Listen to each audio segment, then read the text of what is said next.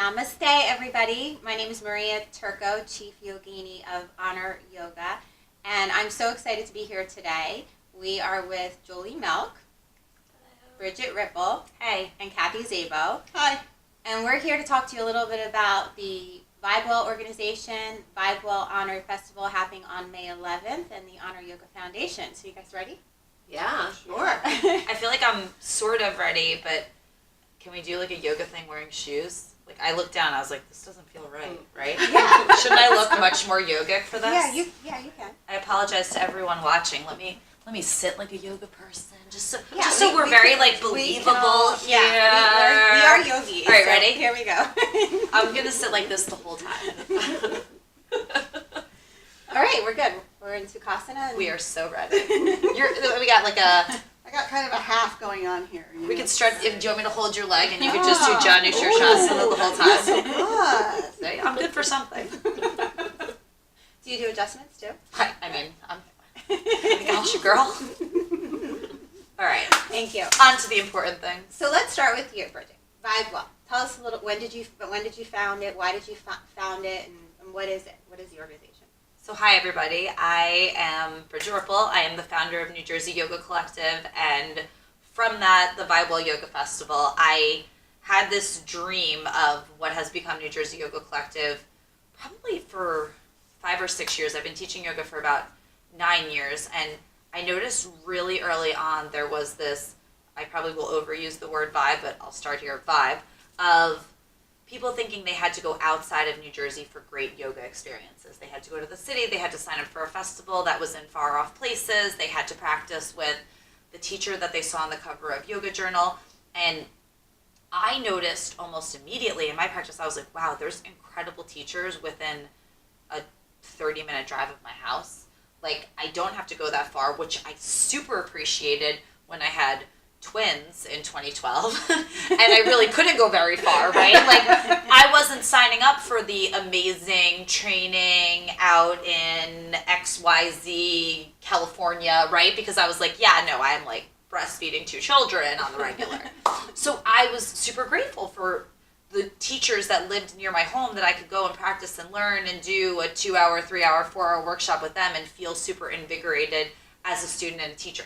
So I had this thought in my head, like, why is there no website or something where I can like find out what's happening every week? That was really my question. There was this thing called Yoga Finder years ago. It was like never updated, but it did have like a list of all the studios, and I would be like, wow, this is cool, but like, why isn't there just like all the information in one place? Like, can't someone make me like a yoga Google for New Jersey? Like, do me that favor.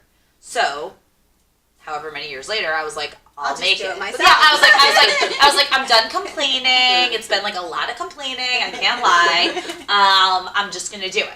So I created New Jersey Yoga Collective, and it really is a home for information, experiential learning, connecting with other teachers, reading articles written by New Jersey yogis.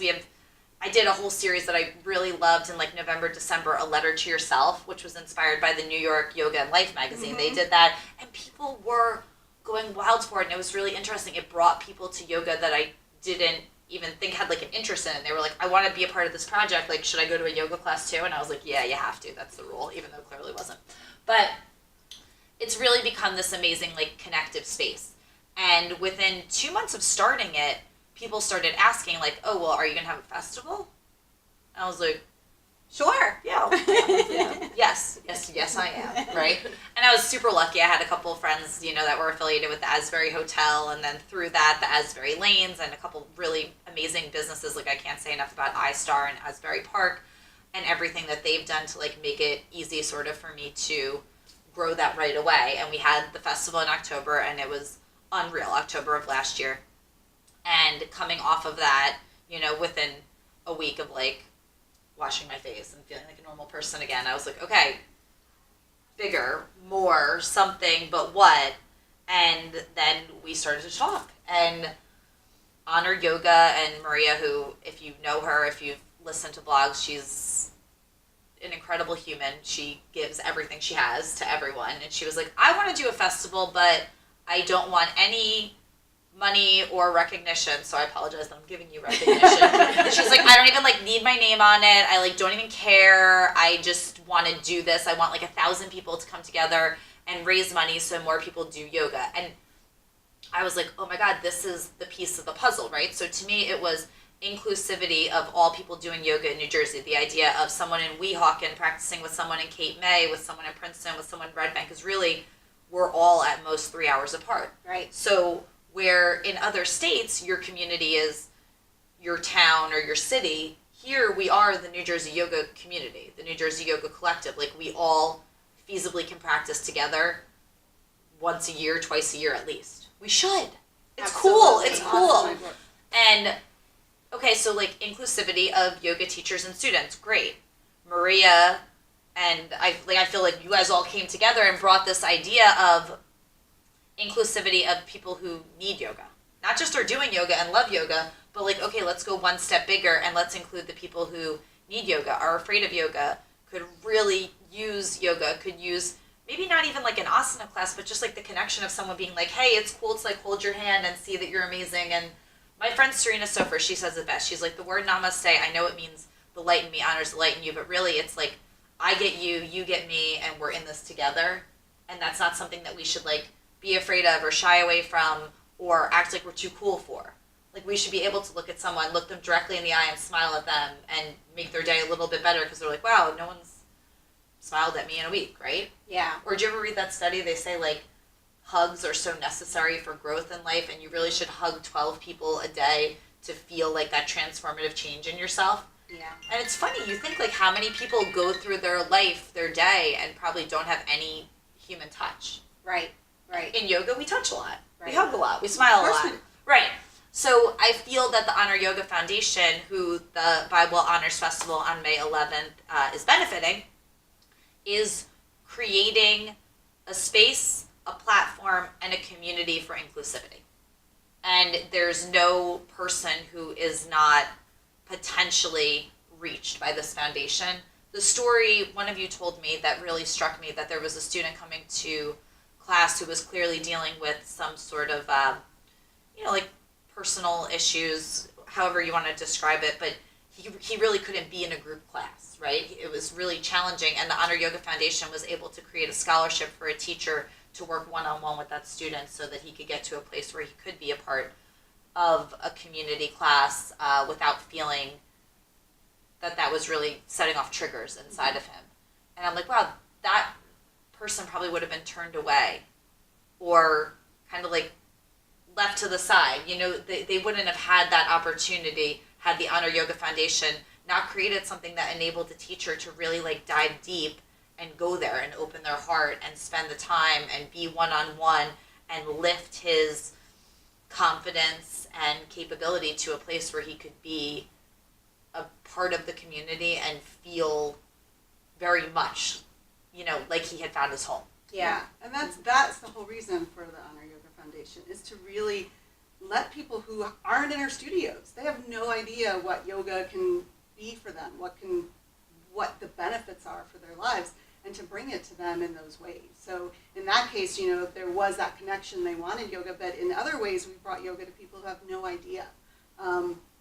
We've taught at a school here in Mercer County, Project Teach, which is for women, teenagers who've either had a child or are pregnant at the time. They're finishing up their education, they have a baby, they bring the baby to school. So having that hour class of yoga to find some mindfulness, to find some time for self-care for themselves, I think really helped them in so many ways. And it all came because one of their teachers called one of our studios just asking if one student can come. And I was like, well, why can't we bring it to you? Why can't we bring it to all? I'm sure all of the girls would benefit from this. So that's the whole idea, is that yoga is such a wonderful gift for people.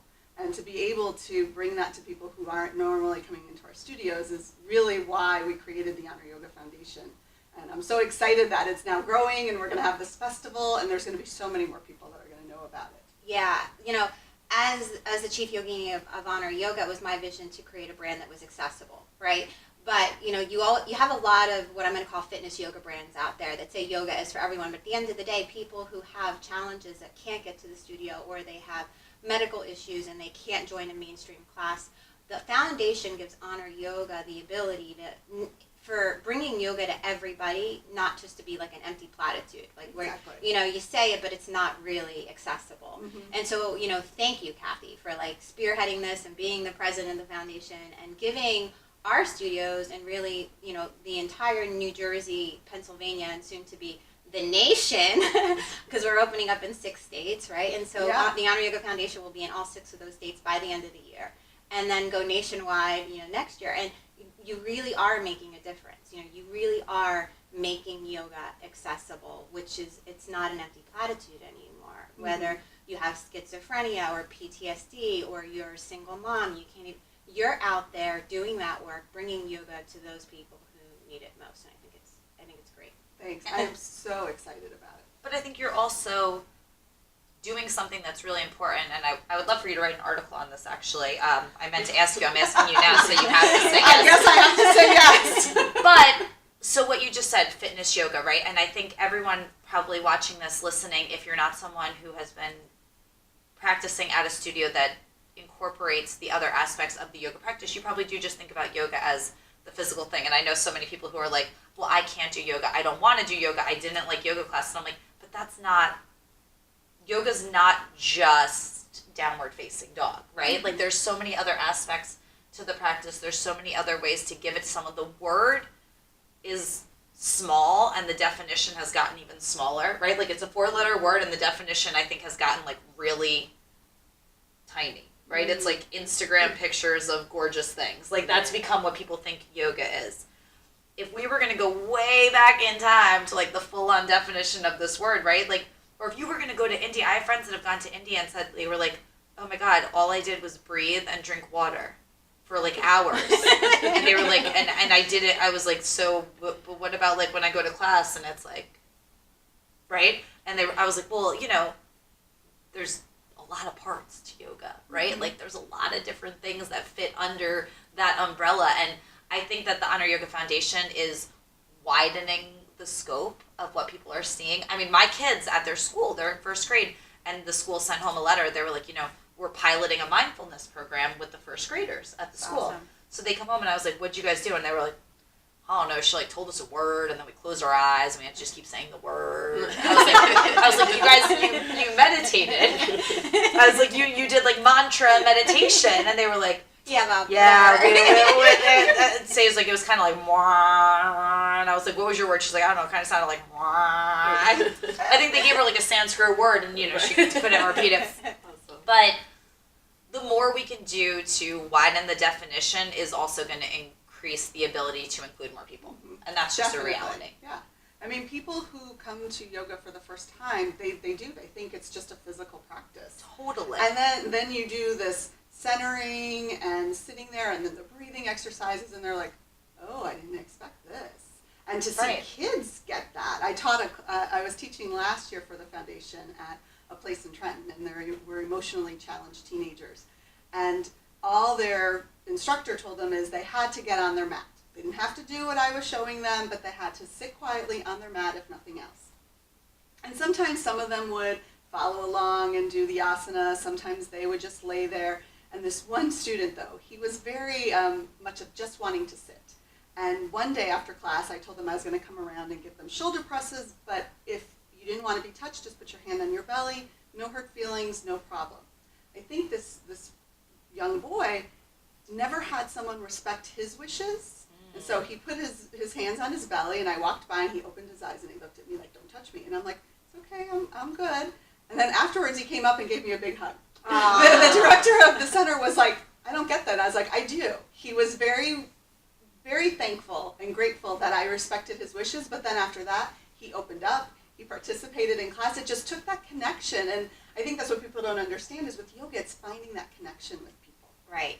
We meet you where you're at. Exactly. And that's where he was, and that's where you met him. That's beautiful. Yeah. Although I'm going to say to anyone out there who's going to a class, let the teacher give you the chance.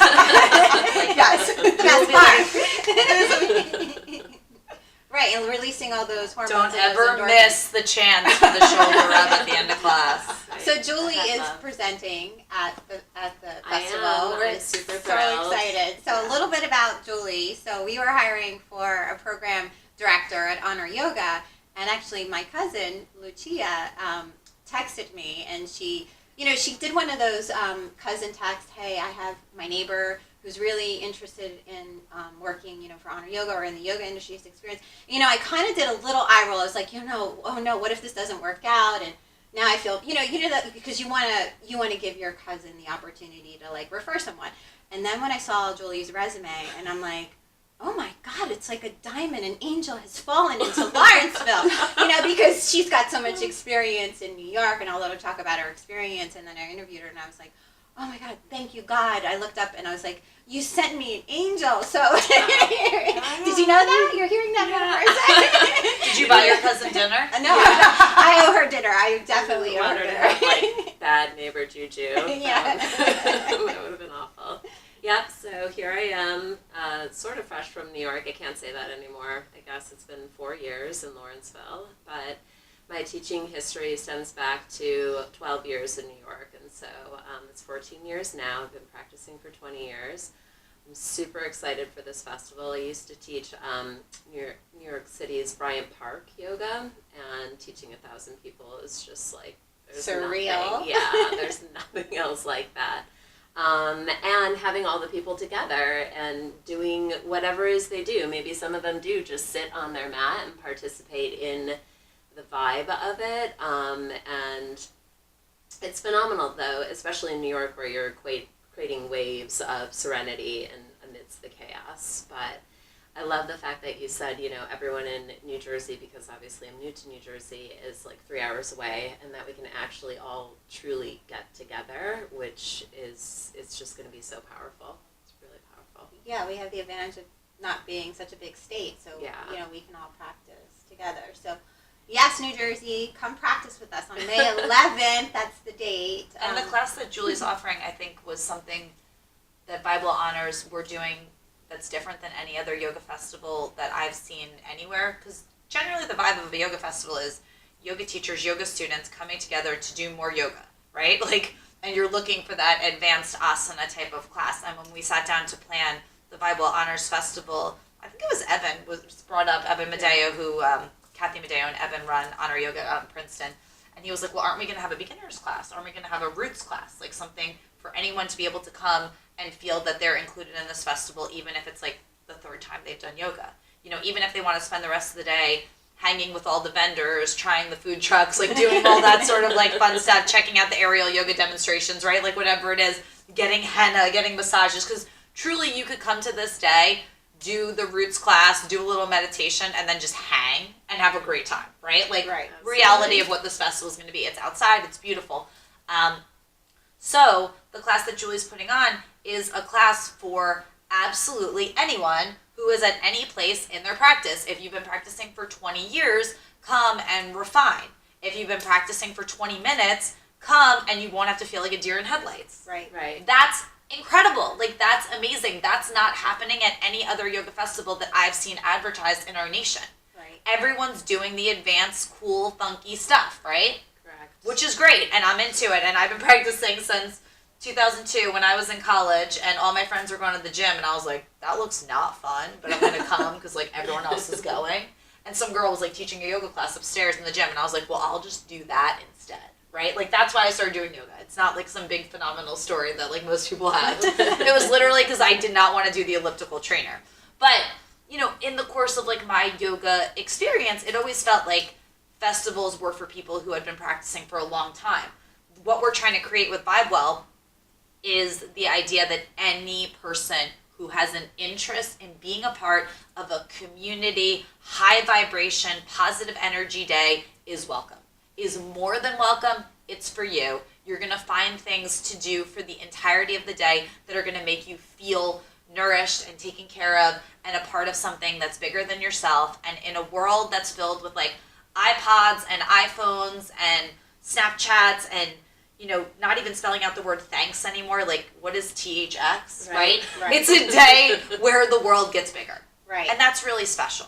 And for kids too. So we're going to have an entire kids area where kids can paint on a big wall and they could practice. So if you're a family, not many yoga festivals are family either. They're usually sometimes all adults. And so we are in New Jersey. You know, most of us have families or kids. So you can either come without the kids and enjoy a day for yourself and your significant other, or you can bring the whole family and drop the kids off, and they can practice in the kids zone, and you can go and practice on your own. So that's another exciting, because I think all of us have children here. So. Yep.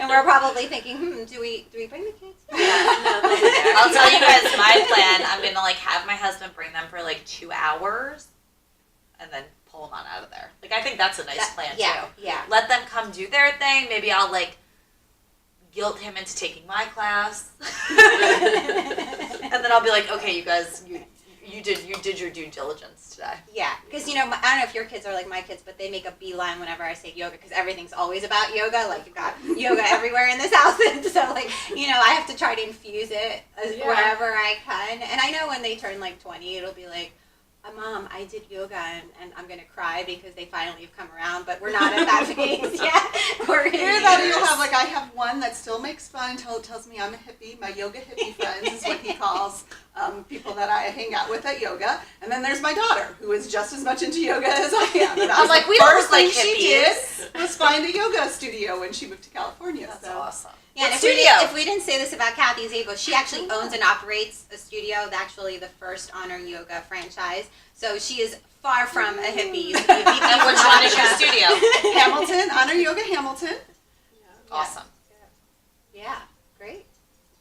I think that's it, right? So I guess So we'll see you all on May 11th. Go to Eventbrite, search the VibeWell Festival, or better yet, go to the VibeWellYogaFestival.com. There you go. And follow us on Instagram. I know everyone's overhearing it, but please follow us, the VibeWell Honors, and you can follow that account. You can follow NJ Yoga Collective, and we're gonna, be constantly highlighting all the different teachers that are coming. There's some incredibly special people offering their talents on that day. We have Faith Hunter and Adele Bridges coming from far off places, DC and California, to infuse what they have to offer alongside of some of, humbly what I'll say, New Jersey's greatest.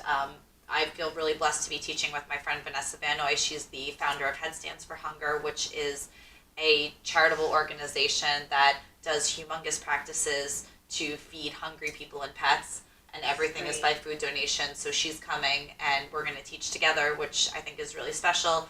Kathy Medeo, the owner of the Princeton Honor, is teaching with Ellen Moscow, and they're doing a class that's really bringing together the yin and the yang, the effort and the ease, and their personalities are so great together. I think in that way they're really like two pieces of a puzzle.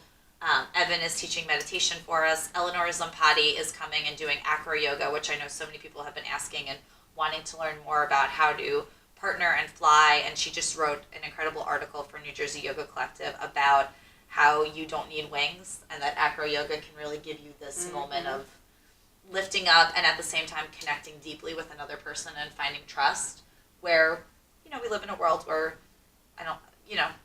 trust maybe isn't like the first word most of us assign to relationships. there's a lot of craziness, there's a lot of chaos, and it's a beautiful thing. It's really, really phenomenal. And we have a panel that's going, Kathy's going to be a part of it, that's all about how yoga heals and how people have found a way back to themselves when they feel really separate from their emotions, their bodies. Yoga's, we always use the word nourish, whole. It can kind of knit back together far-flung pieces of who we are. And a lot of that isn't just in the down dog, up dog. No. There's a lot of internal amazing work that happens on your mat. And I think that the panel's going to speak to that. Yeah, how yoga heals, and Dr. Natalie Edmond will be on that panel, as well as... And Lockie is coming to speak, who wrote A Girl Raised by Wolves. And if you want, I do a podcast with my friend Jen, who owns Inlet Yoga in Manasquan, and it's called Here for Shavasana. We just interviewed Lockie. We meant for it to be 45 minutes. It was an hour and a half. Wow. So we cried, we laughed. She's incredible. Her book is amazing. Her story is, I would have to put expletives in to fully explain to you the insanity of what this woman has lived through and come through. And now she teaches yoga in jails and schools up in Newark, and just consistently shares one of the main ways that she's worked through what she lived through, right? Like, her stuff is deep and it's how real. yoga changed it. And It it's had an impact on her. 100%. Yeah, absolutely. So please, if you haven't grabbed your ticket yet, do it now. You will have an experience that I can't fully put into words, and I wouldn't even want to, right? Because it's going to be your story, it's going to be your day, and we're just lucky enough to share it with you. And please, like, look for me, find me. I want to meet all of you, and I'm really grateful that you're already a part of New Jersey Yoga Collective, the Honor Yoga family, everyone that's kind of making this day possible. The light in us honors the light in you. Namaste. Namaste.